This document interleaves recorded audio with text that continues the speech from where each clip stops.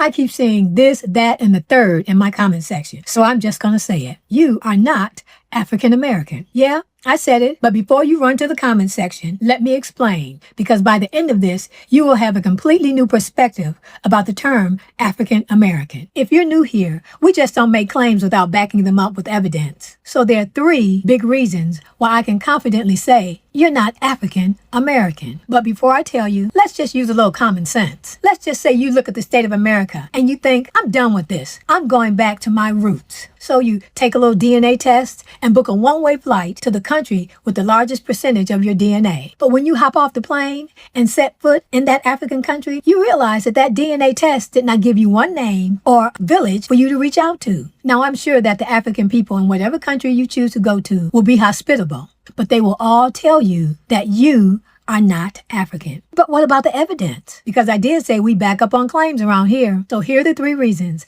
I can say with confidence that you are not African American. The third one's gonna mess you up the most. Number 1, that DNA test you just took can't connect you to a single living person on that continent. And that's not a coincidence. You see, when Africans came among the indigenous people, all you had was what someone whispered to the next person before they died. My mother used to tell us that our grandfather used to say he was Cherokee. And I believed her, but she didn't have a document or paper trail because they didn't give enslaved people paper trails. All they had was each other's word. And now the history books want you to believe their narrative instead of your own family tree. Number 2, and this is where it starts to get crazy. They were already here. You see, when colonizers came over to the Americas, they wrote down what they saw. And they said that they saw dark-skinned, melanated people thriving on this land way before slavery. That's not a theory. That's in their records. But here's what they don't teach you in school. In addition to bringing slaves from Africa, they also enslaved the indigenous people who were already here. So after the 250 plus years of slavery, our lineage became blended with some Africans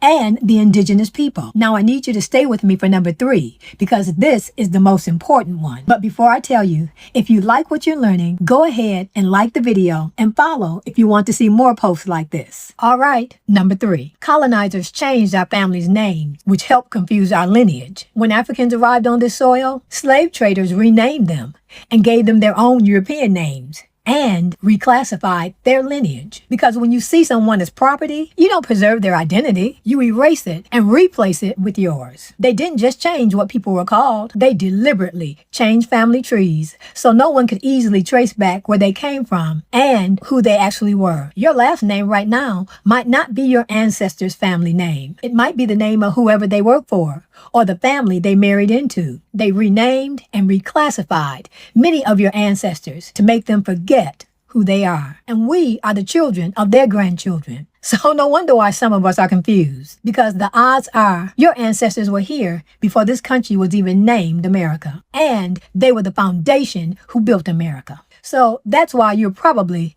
not African. You're a foundational Black American, whether you like it or not. So if you want to go deeper and learn more about foundational Black American legacy, I want to invite you to our private community called The Porch. For generations, The Porch has been where we as a people shared stories, looked out for each other, and passed down what mattered. I built the online version of that with live meetups, guest speakers, and community discussions. It's a space where people who are serious about this history come together, learn together, and grow in their communities. If that sounds like where you belong, click the link in my bio and learn more. I can't wait to see you take a seat on the porch.